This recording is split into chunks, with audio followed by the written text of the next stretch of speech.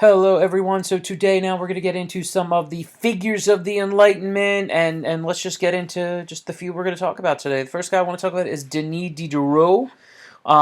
He lived from 1713 84. He is or was French. He was the son of a butcher, and that butcher worked very hard to put him through school to the point where he eventually earned a master's degree from the University of Paris. He was married and had a couple kids, but it did not last too long. Kind of threw himself into his works, and he's going to be pretty influential for a couple different reasons.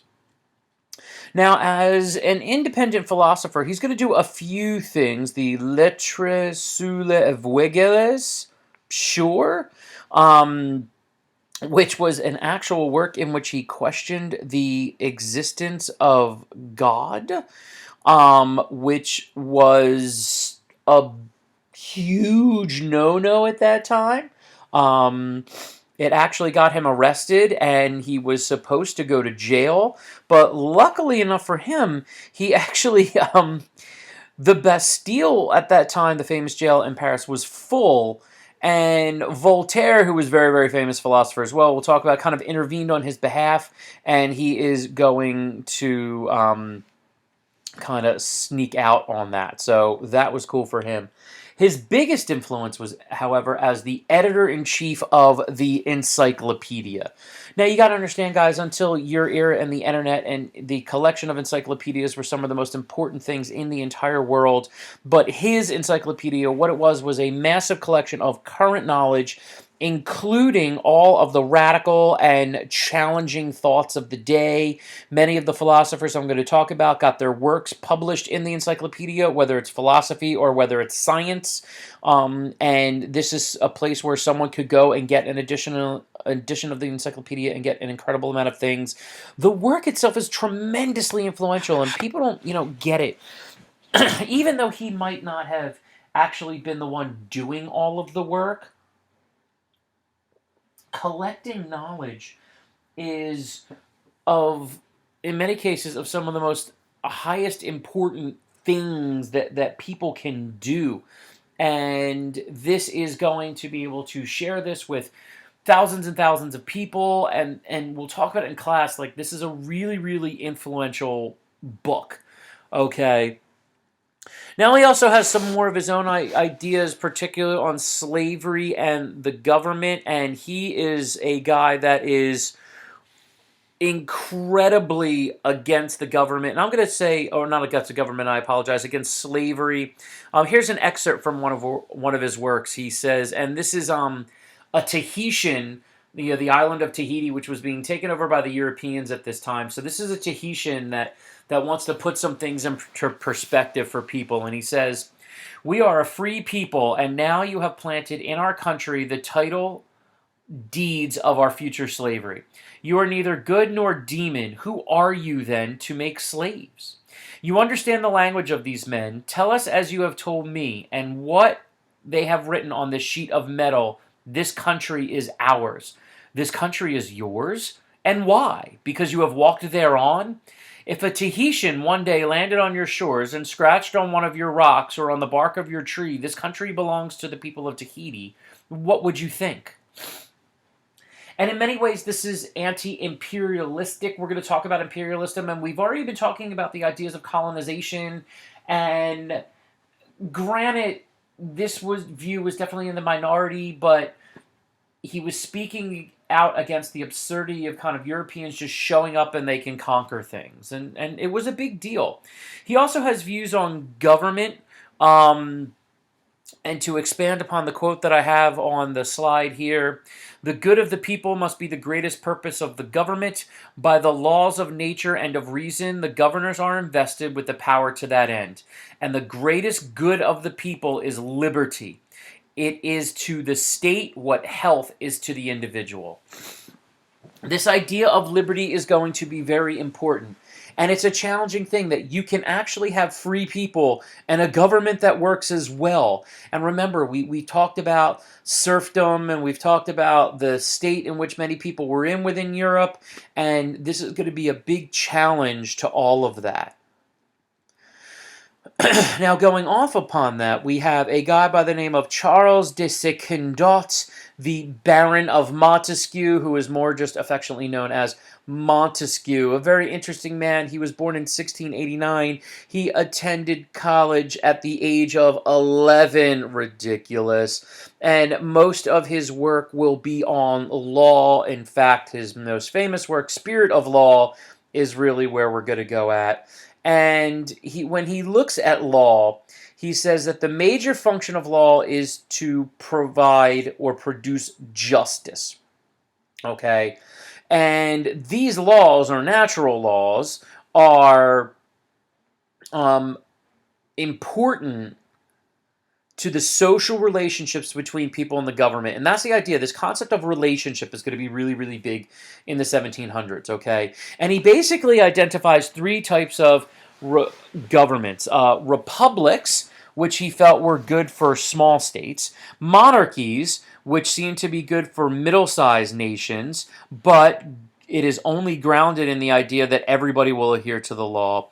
And then you have despotism, which is a larger empire that is dependent on fear to keep people under control.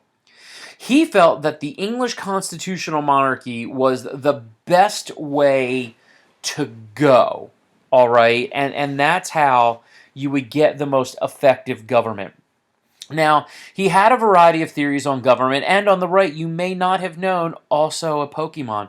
And the key concept here is the need for liberty, okay? That people need to have freedom to act within the government if you want an effective government and a stable government. And it is Montesquieu that discusses in depth the concept that we are very familiar today, the idea of a separation or a division of powers. That there should be an executive, a judicial, and a legislative branch. That each branch must be able to limit one another. Okay? And this was crucial. Okay, so the executive branch carries out laws that are made by the legislative branch, and the judicial branch is able to make sure that those laws are fair. And it really works really effectively. And there were, within the division of powers, there's this concept that you must also have trial by juries for citizens, and that accused have the right to answer accusations. In other words, that they have the right to speak for themselves and have representation. Now, that's part of the division of powers, because if the accused do not have a proper jury and proper representation, then their liberty, once again, is being taken away. And that's really important. And to go along with all of this, all citizens should have the right to vote, because he felt that this gives people the opportunity again to have that say. However, he did not believe the poor should not have the right to, or that the poor should not have the right to vote, because they would not have the interest nor are educated enough. That idea is going to be really influential on guys like Jefferson, Adams, Hamilton, and Franklin. And that's why you kind of see the early, what eventually, and you also see that's impactful on Madison, and that's why we get the Constitution and the idea of the Electoral College. And that you definitely see, he was a wealthy kid, he was a baron, and so there's some of his biases coming to play here. And we need to have good criminal laws that people are only punished for what they actually do, not what they might do, not what they think about doing. We can talk about that in class. And written and spoken ideas should not be considered treasonous unless accompanied by criminal actions. And we're going to talk about that kind of concept as well, but this guy is going to be, he's just a towering figure, and you can see the influence on the United States government, and a lot of governments across the world all come from aspects of Montesquieu. Now, there would also be some women getting involved here, and that's going to be really important, okay? Probably one of the biggest ones is a woman by the name of Mary Astle, and she really was one of your first women's right advocates, if you will. And I love that quote there. If all men are born free, how is it that women are born slaves? I thought that was really, really tremendous. And that women should be educated, and she does get educated, and she starts to write a little bit. And then you have probably the biggest one is Mary Wollstonecraft, who is known as the founder of modern day feminism. And she writes this book called The Vindication for the Rights of Women, in which she really tries to look at some contradictions that are out of there. And one is that the argument that women should always obey, this really came big from Rousseau.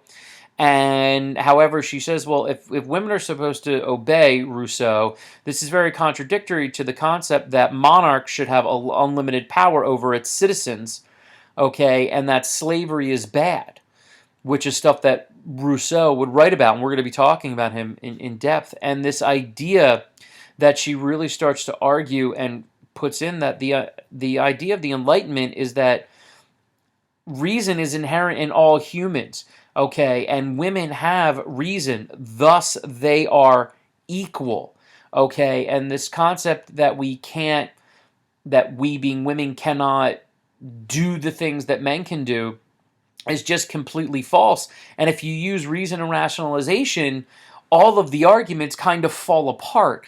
And Mary Astell and Mary Wollstonecraft are incredibly important because in the 1800s, they're writing in the 1700s. In the 1800s, they are going to be the ones that really, the women who do start to get some things done, these are the women that they will hearken back to. So like when they first come out during the Enlightenment, they kind of get knocked down. But as time moves on, they're going to be really impactful. Now, the guy that really is kind of the champion of this time period is a man by the name of Francois-Marie Arouet, who is better known as just Voltaire. Voltaire really is a titan, and we're going to talk about him a lot. He was born in 1694 in France. His early life, he was educated by Jesuits. He studies law a lot, but he never really gets involved too much in any one particular job. He just read a lot and was influenced by a lot of individual things, and he had some big concerns, and that's, I think, what drove Voltaire and a lot of these guys, is that they had genuine concern for people, and they wanted people to be able to live lives of freedom. And so one of his issues, for instance, will be the church, and he doesn't like how the church can do whatever they want, and that the church had monopoly on things like healing, like oils and candles and amulets and all sorts of stuff, and how they kind of like controlled this idea of the afterlife, and he really didn't like that, and he didn't like the politics of the day.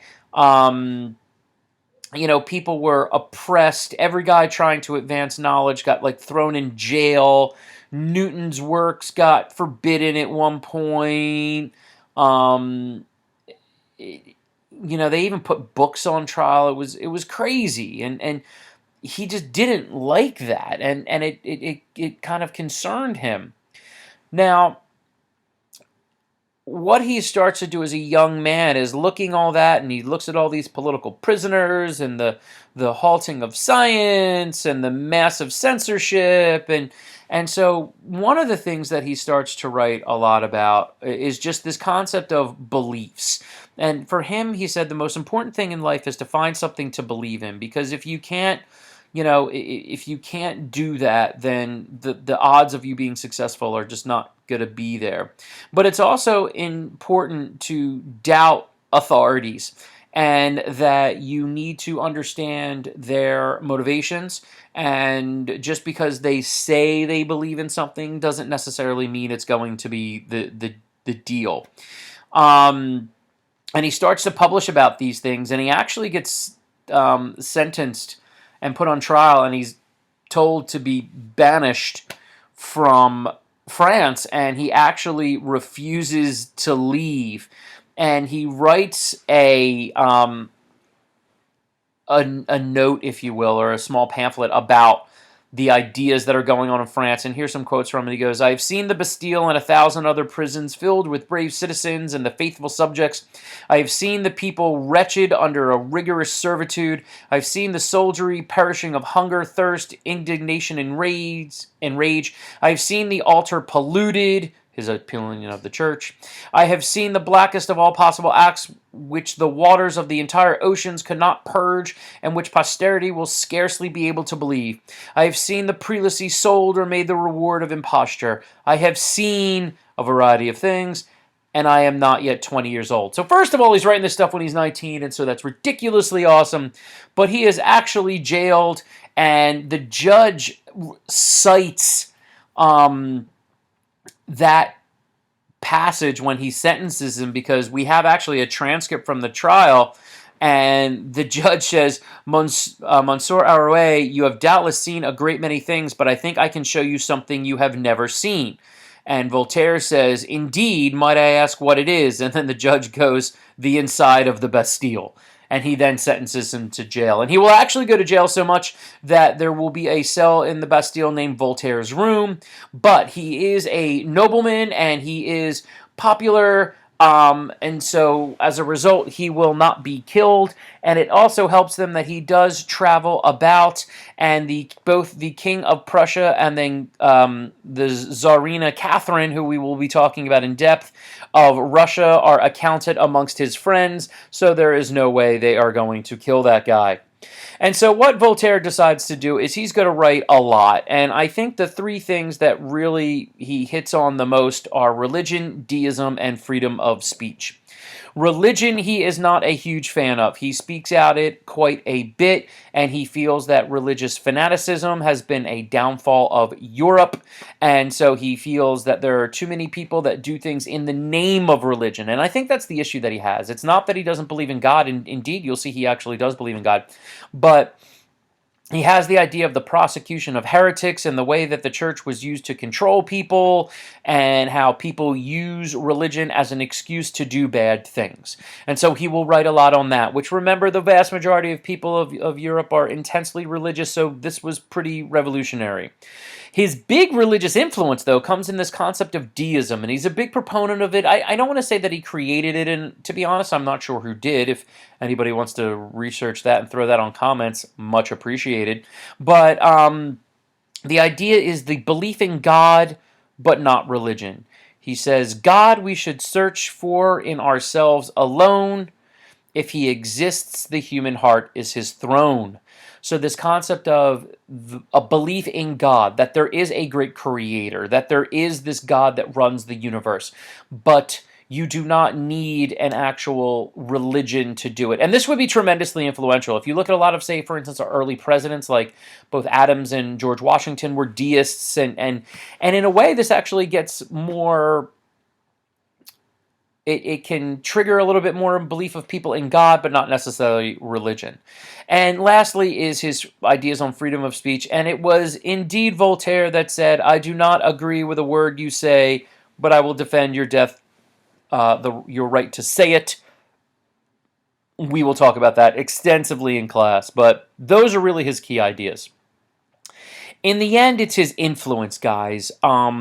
He fought for the acceptance of enlightened ideas, and he was a man that, with his influence, because he was from the upper class and had these powerful friends, it exempted him a little bit from the dangers that people would have, and so it really, really got people excited and interested. In some places, the governments looked at some of his ideas and possibly looked to change them. He really pushed for publication again, and even though himself wasn't the most radical of philosophers, a lot of people would read Voltaire's works and then go into their own thing. So he was a tremendously influential man. It really is hard to understate, guys, how important he was, and we'll talk about it more in class, but those are some of our early philosophers, and we're going to talk about some more, so we'll get our assignment done, and we'll talk more in class. Okay, guys? See you soon.